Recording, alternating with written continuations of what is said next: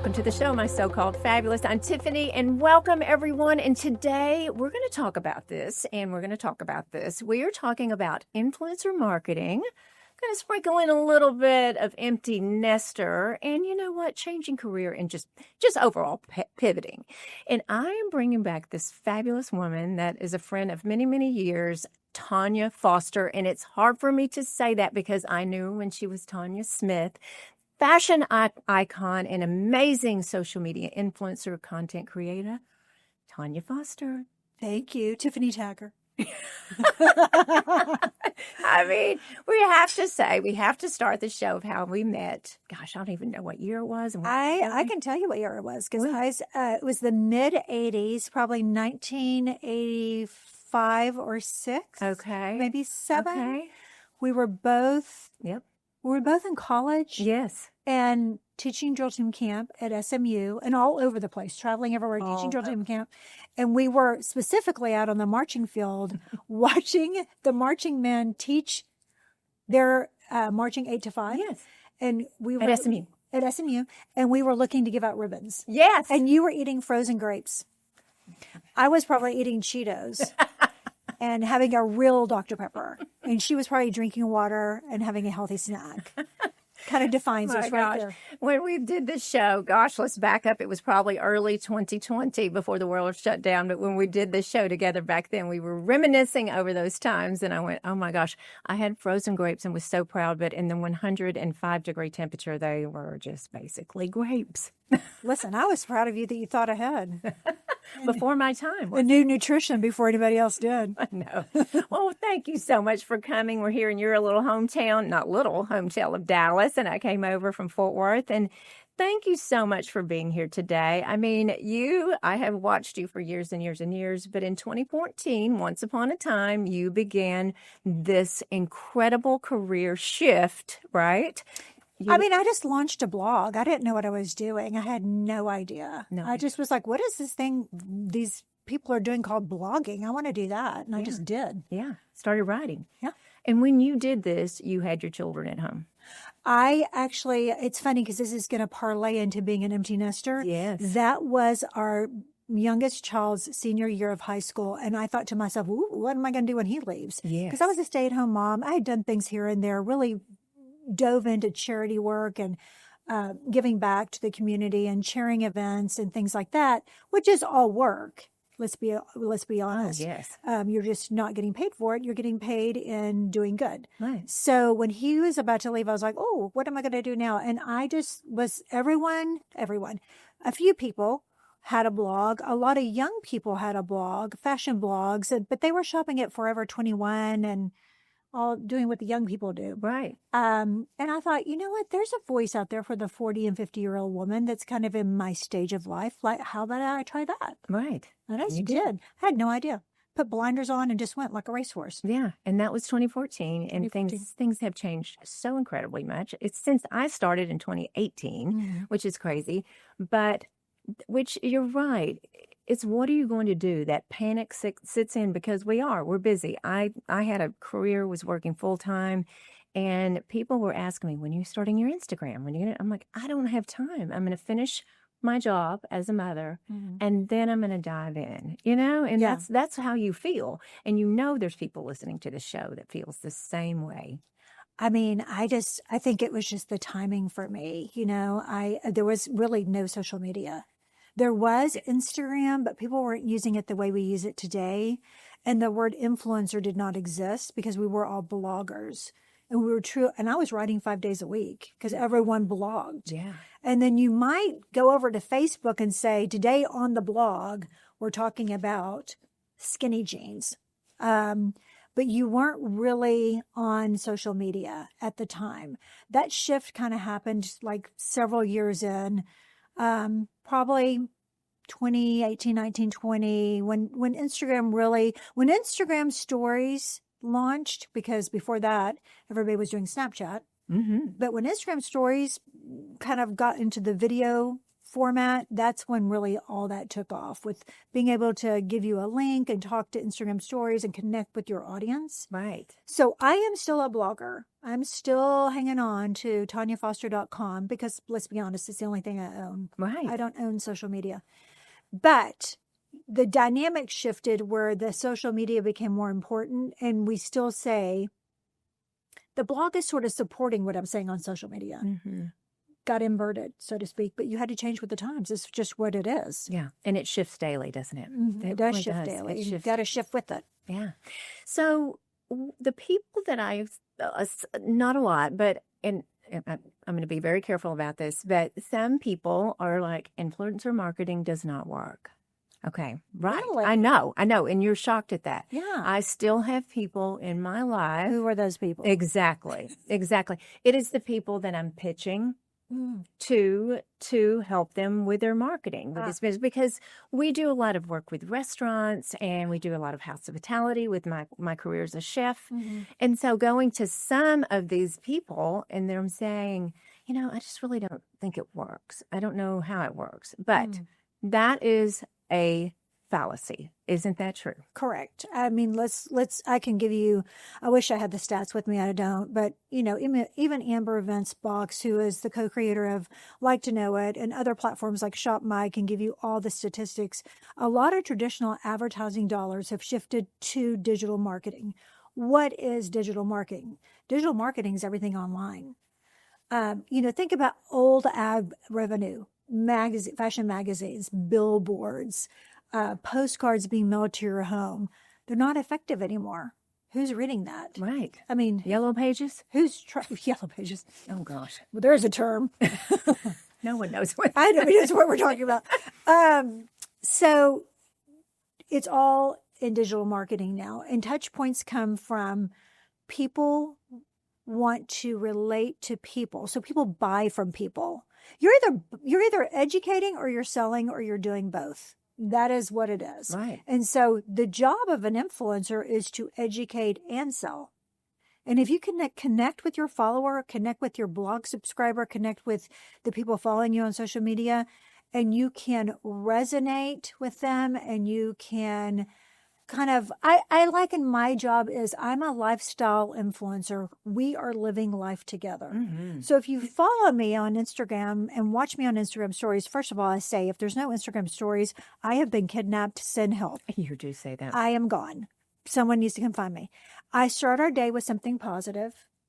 We live life together that day. I may tell you about what's coming up in the future. I may tell you about what's going on today. I may tell you, like yesterday, I picked up my state fair tickets. Things like that happen during the day. And I always end with something funny. That was an outset of 2020 when things were so sad and everybody was isolated and just needed something to laugh at or some positivity in their life. And I would end with like 5 or 6 funnies. Mm-hmm. Now we've gotten to where we end with one thing that's funny. But if those people, I call them my Tanya tribe, who are really with me, living life with me on Instagram stories and in social media and on the blog, then it's easy for them to come along for the ride when I'm ready to sell you something with a link. Right. Because it's authentic. I don't ever take a sponsored content opportunity. I don't even take gifted product from anyone that I would not truly wear, or a product I would put on my body, or a destination I would travel to. I look at it this way, Tiffany. If I won't spend my own hard-earned money on that product, on that destination, on that piece of clothing, why would I take it for free and try to get you to buy it? Right. That's not authentic. Right. And that part is not for sale. Right. Sticking true to yourself is what you got to do. Exactly.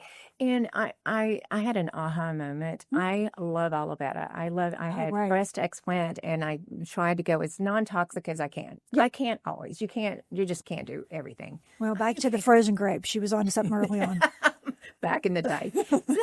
But I love it. Yeah. I just love it. And so my granddaughter, I saw her this summer and she's like, I'm so interested in it. Do you really like it? Do you really use it? And I was like, well, of course I do. Why wouldn't she? Said, well, I just don't think that everyone uses. I said, let me tell you. And it changed the way I speak to my audience. Yeah. If I'm not doing that. I'm just not doing that. I'm not going to share something that I don't believe in. Mhm. I don't mind getting on the camera without makeup on. I just don't care. Mhm. And Good for I you. have to tell you, in 2020, you shared with me, Tiffy, you should do a good night and a good morning. And I did. And I've done it for 5 years, and you do it. And it's been, sometimes I go, is anyone listening? And people are like, wait, you didn't do it last I night. know. It's so. If you forget to sign off or say good morning, they're like, wait, where? Are you okay? Yeah. 911. I know. Oh, So go check on her. yeah. So that transparency has been so. Just having my granddaughter say that.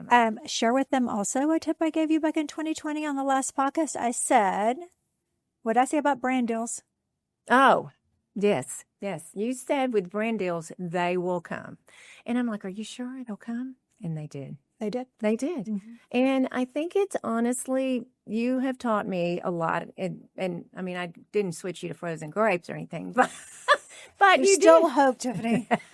Still hope. We're still young. But honestly, it was refreshing because you have helped me. You've been a mentor to me, even in silence. We've done things together. But yes, you. absolutely.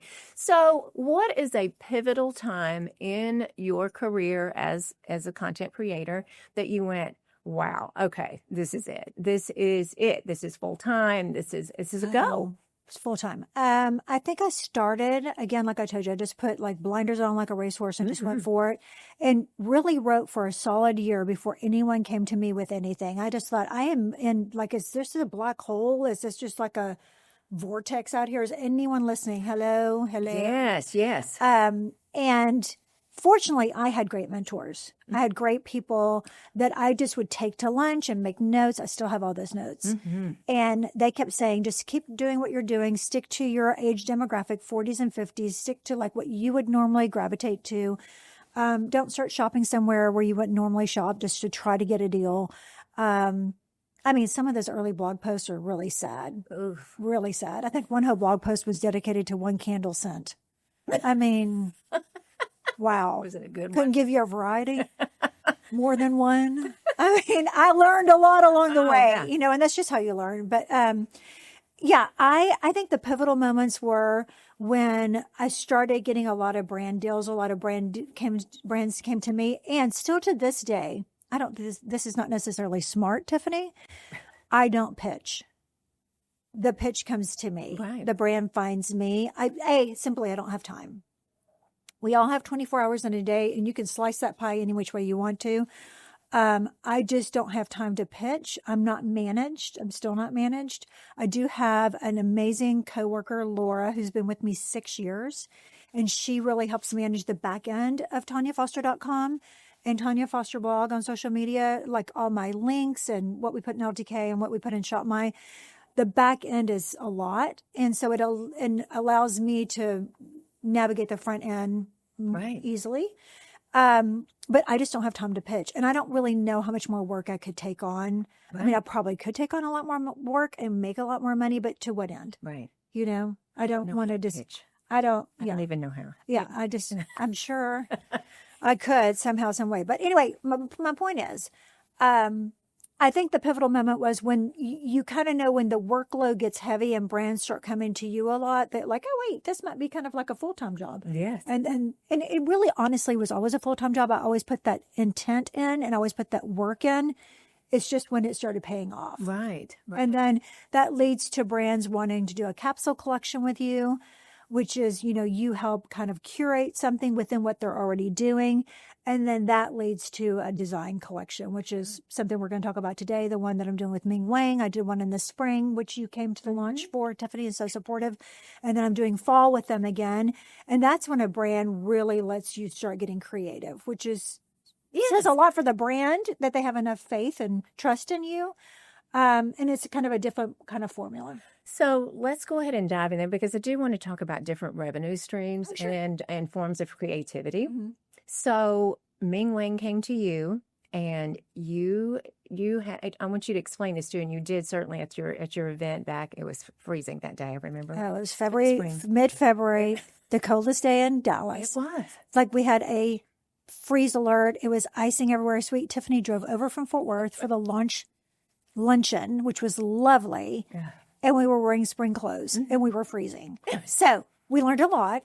We learned a lot. Well, tell us about Ming Wang. How so exciting. Ming Wang, yeah, so great company. Ming Wang is a knitwear brand, do fabulous knits. They're incredibly pieces. It's designed here in the United States by designers.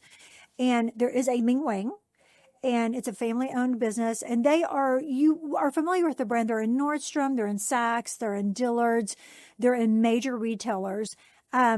They're not a standalone store, although they have an online presence. And so they really had not put their foot in the water with influencer marketing at all. So they went big time and thought, we'll just partner with an influencer and do a design project. And that's a whole different ballgame. So they did a search, and I came down to like 4 people, and they picked me, and I was so honored to be selected. But that is talking about your core values aligning. So like what I stand for, what they stand for. I'm classic. I'm not too trendy. I really believe in, if you spend your money well, that those pieces will last you in your wardrobe and will work well with your other pieces. And we really aligned on that. And that project was a solid year before it came out. I mean, soup to nuts, designing, starting with a piece of paper. Now they have a designer that is sketching. They shopped my closet. They went shopping with me. They watched how I shopped. They saw what colors I gravitated towards, what lines I liked. And so they started sketching, and then they started showing me all the fabrics and what was going to be trending for 2025. And I learned all that stuff. It's fascinating. Wow. It's kind of, remember the Devil Wears Prada? Yes. And she's holding up 2 cerulean blue belts. Right. And then Anne Hathaway character laughs, and she's like, they're blue. And Right. we go into this big speech of like, yeah, the blue sweater you bought at wherever was on the runway 4 or 5 years ago, that then kind of got watered down to the small retailer, and you paid $49.95 for it. Right. It was a designer piece. That color was very intentionally picked for you. Wow. That is a whole process. It's fascinating. So the great part about this collaboration and partnership and design partnership is, which really stretched me, was this is the wholesale side. So I got to do the whole go to market and get the retailer to try to buy it. Wow. I got to present to Dillard's. I got to be in on what Nordstrom was buying. And that was fascinating and so new for me, and really stretched me in many ways. And so I think that's why I'm so proud of it. I'm so proud to launch fall 2025 with them on October 15th. Several pieces, like great knits, great deco crepe pieces that are going to take you from fall to holiday. Right, exactly. So that Ming Wang is in your line and collection is in Dillard's, Nordstrom's, And Saks. and what? Yes. Oh my goodness! Yes. Isn't that exciting? I know. I mean, It's a surreal moment. It really is. But also, Tiffany, it's a lot of responsibility. Like, it really is a moment where you find everything falls on you. And you want it to do well. well, yes, yes, and you were so sweet to include me in this. Of course. Again, influencer marketing, right? Yeah, exactly. So this is the rule of many. And I liken it to, Olivia Kearney Yes, from Fort Worth. yes. She taught me this many years ago when we were in Cattle Burns Ball together. She's like, Tanya, when you do things, it's like an octopus. An octopus has 8 legs, right? I'm showing you 10. Has 8 legs. And why, instead of having just one person talk about it, why not give it to many and let many talk about it? And so what you're doing is you're taking, for example, Tanya Foster Thomas Ming Wang. It's one thing for me to talk about it. It's another thing for Ming Wang to talk about it. But why not we give it to other people and let them talk about it? Mm-hmm. Yes. That's just furthering Yes. the message. Yes, and again, the authenticity of Right. selecting people that are authentic and will love it and talk about it. Mhm. I'm so proud of you. And I saw your new collection yesterday via email, and it's beautiful, and it's got your name all over it. It's totally me. It is totally you. Yeah. But did you have your hands in the actual design? I did the spring line, yes, Oh, soup to nuts, and that was a lot of work. I'm not gonna minimize that. That was like design meetings and flying to New York and going to the showroom here in South Lake where they're based, and we went through 3 rounds of samples. And then every time a sample would come back, we're repinning, we're redesigning, we're feeling the fabric, all those things. I mean, But I have a whole new appreciation for when you actually go to a store and try something on. There is so much thought and so much preparation that went into that item, making it to the hanger hanging in the store. The journey. Yeah, the journey's unreal. And also, I learned real quickly that when something sells out, why it's not easy to restock. Oh, tell us. Because it was cut so long ago and that fabric was sourced so long ago. And so when the retailer places the wholesale order, so like I got to present to dealers at market and they place their order, that order is very intentional to those pieces they're ordering. You don't want to over manufacture a bunch of stuff. You're going to get stuck with it. Right. I mean, it's a numbers game. It's fascinating. Wow. And really cool. And to decide the price point, what is the price point-ish of Ming Wang? Ming Wang decides that. So that's not me. I had nothing to do with me. So I mean, other than I was like, is this fabric that I'm picking within your price point? And they're like, yeah, we wouldn't show you anything that we wouldn't source.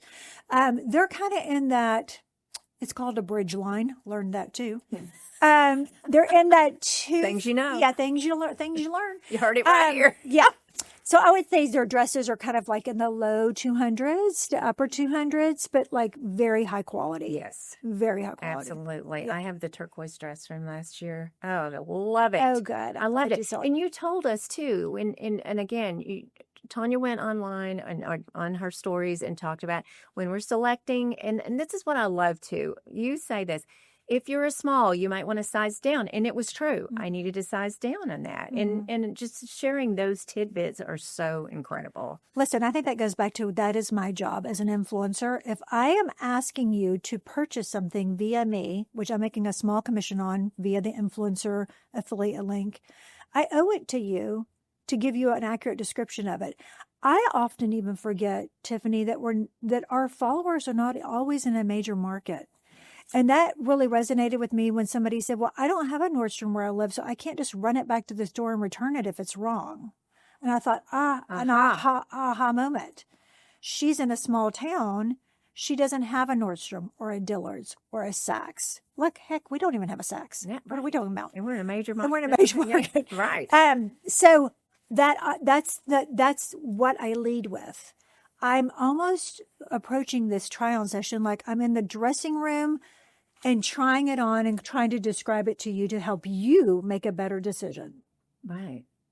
I mean, it's the aha moments is unreal. Yeah. It actually is. Just sometimes go, oh my gosh.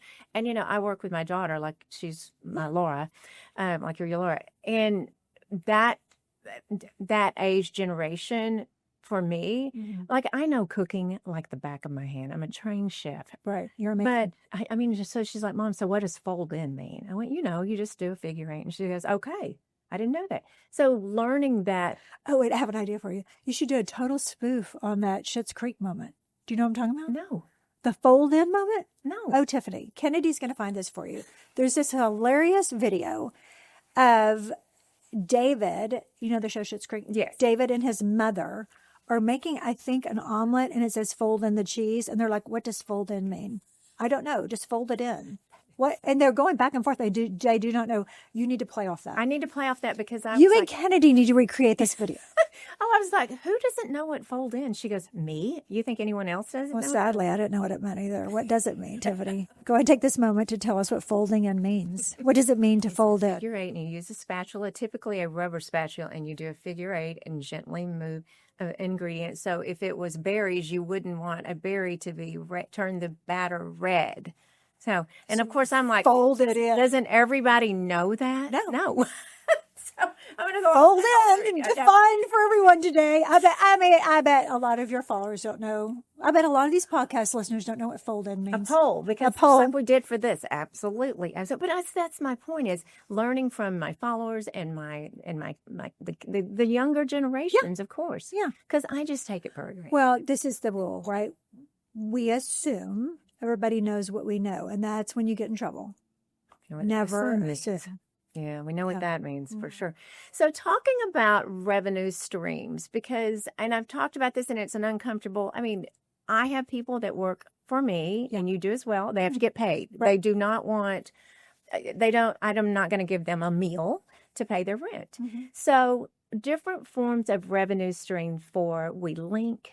I mean, if you can just kind of touch on that, just because people are curious and we're not in this. Of course. Yeah. And you and I may do it differently. Yes. It's a very, I decide how I want to make money. You decide how you want to make money. So we can even compare and contrast. Correct. I personally do not allow advertising on my blog. You may, and you probably do on the podcast. Yes. That's an avenue stream, right? So that's one I don't take advantage of. I just decided early on I didn't want my blog all junked up with ads.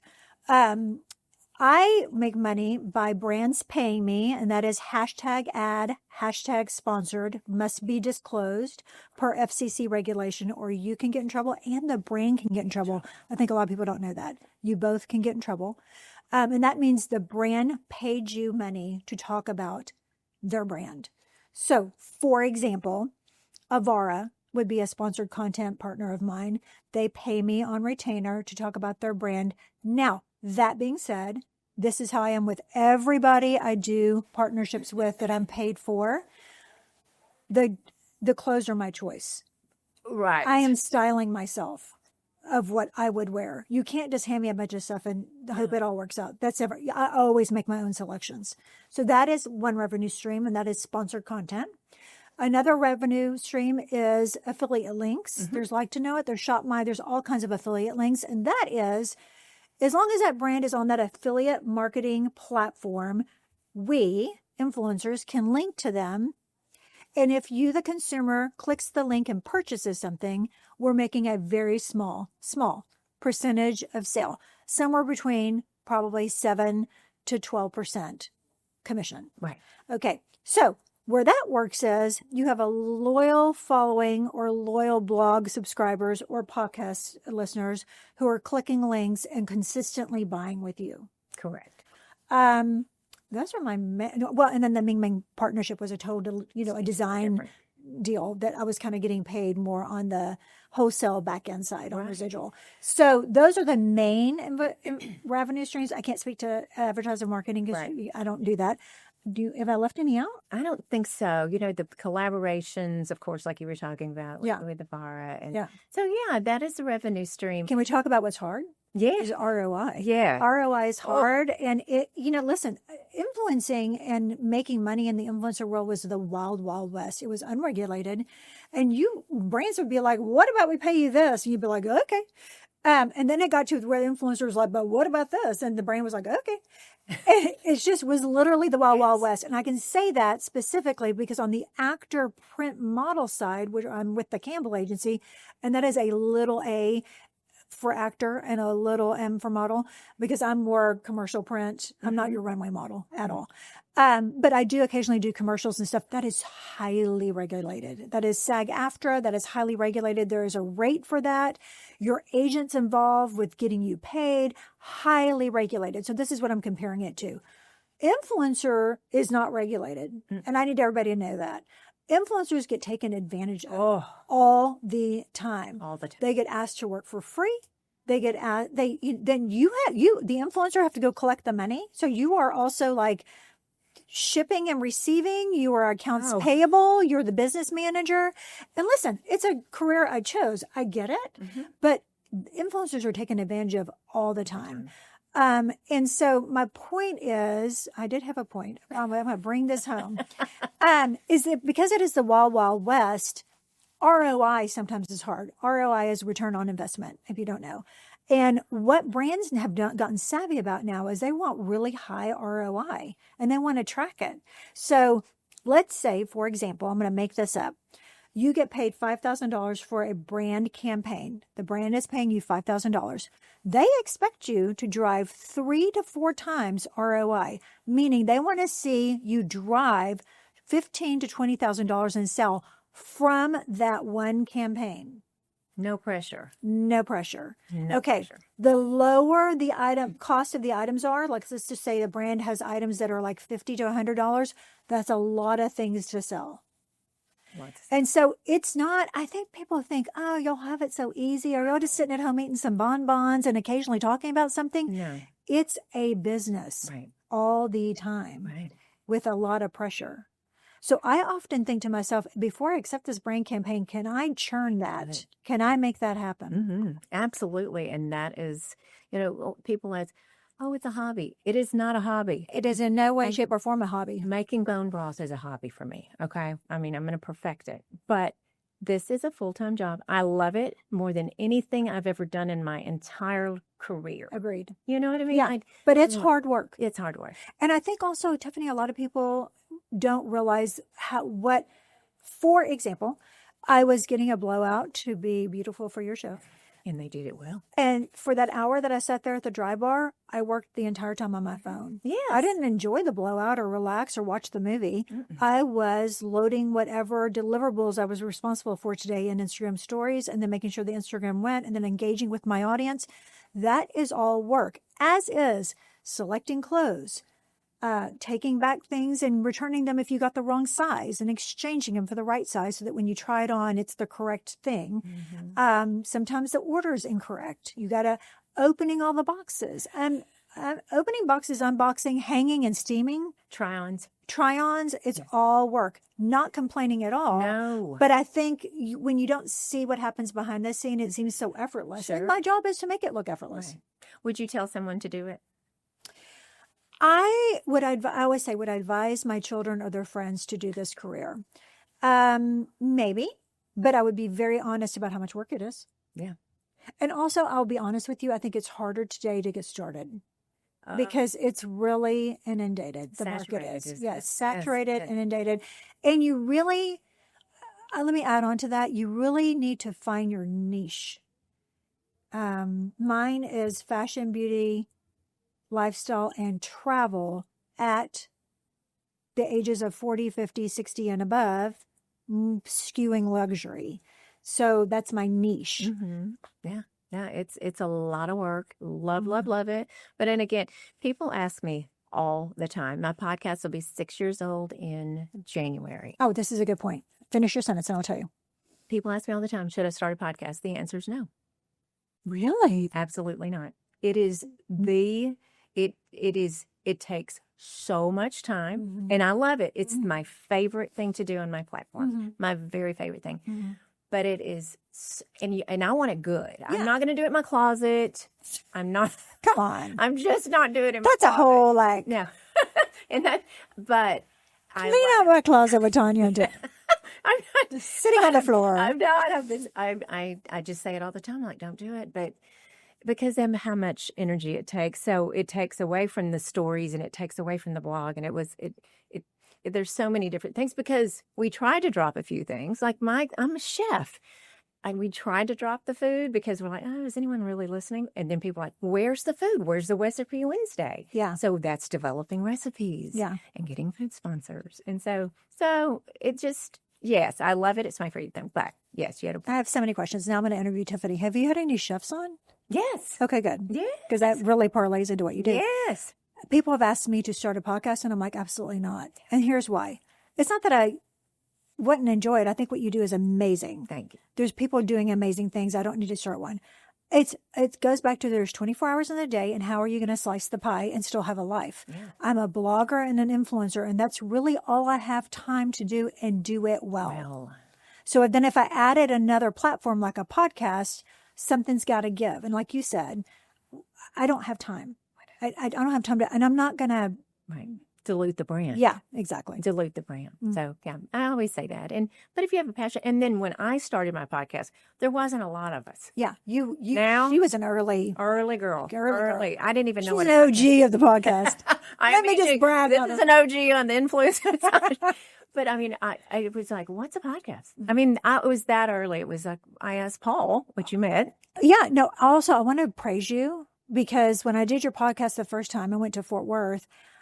A lot of people were just like sitting on the couch in their home. Yes. With like a makeshift situation and a laptop or something. I don't even know how to do it. Yeah. I went to a studio. You had a producer. It was very professional from the beginning. Thank you. Thank you. And that's kudos to you. I won't give on that. Yeah. Just people are like, do it out of your house. My daughter's like, no, you'll have to have a charcuterie board and a glass of wine for them and show your home.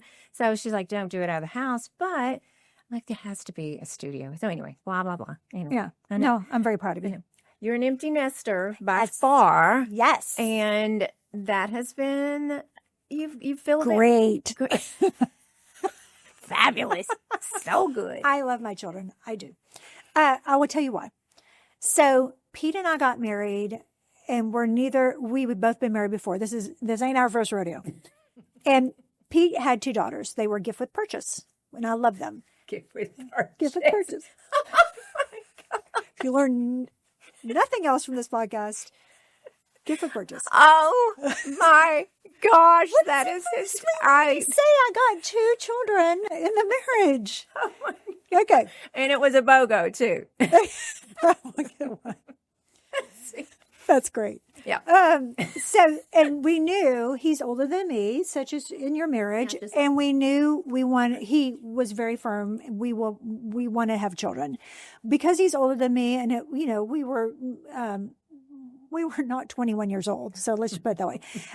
We got pregnant with our child, Taylor, immediately. And then soon after had PJ. So our entire marriage involved small children. Oh, from the beginning. We never had, and I'm not saying I regret it at all. It was perfect for us, but we never had the get married and get to know you for 7 years before you have children. So we always knew that was coming on the back end. yes. And so we've been empty nesters since 2014. Like I said, when I started the blog, and for over 10 years, I mean, I became a blogger as an empty nester. I applaud all those mommy bloggers that are juggling small children, talking about their pregnancy and their birth story and the small children and where to find the formula and where to get the sleep sack and all the, I mean, wow.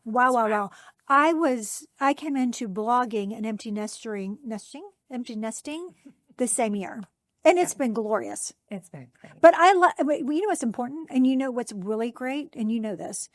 Being friends with your adult children. Yes. We should talk about that. No one tells you about how fabulous that is. No one tells you. It's fabulous. It's amazing. I mean, mine's sitting in the corner over I here. know. Yeah, And she's pretty special. she is special. I like her a lot. I mean, honestly, in working with your children. And that's working different. with your children. I mean, Taylor does my books because she was, Yes. accounting. And I'm like, I don't know where all the money went and where the receipts are. Here you go. So she's part of your business. Yeah. And she's, that's not her career. She's a professor at Pepperdine. A professor at Pepperdine. I was telling her, congratulations. She goes, I didn't do it.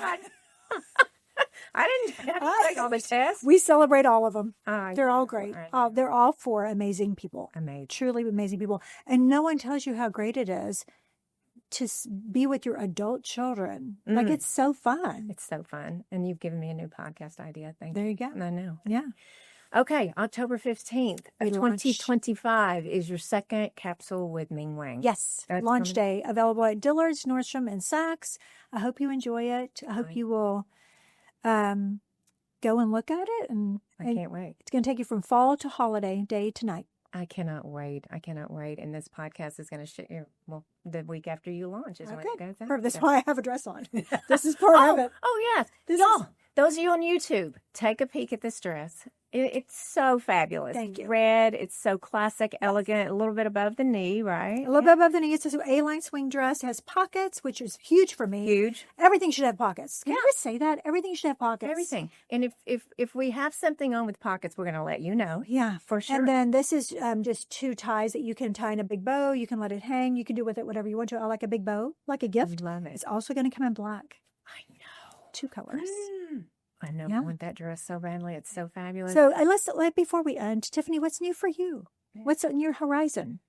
Oh my goodness, we just started. This is the first day of season 10. That's amazing. 250 something episodes, and just so proud of this podcast. I'm so proud of you. So yeah, it's a lot, but Yeah. but that's good. Working with my daughter and another fabulous young woman, and I have her half the time, so it's good. We need it, and it's working with these young fabulous women. And it's encouraging. Yes. Yeah. Yes. And listen, if you want to try anything new, just ask a young person. Yeah. They know what to do.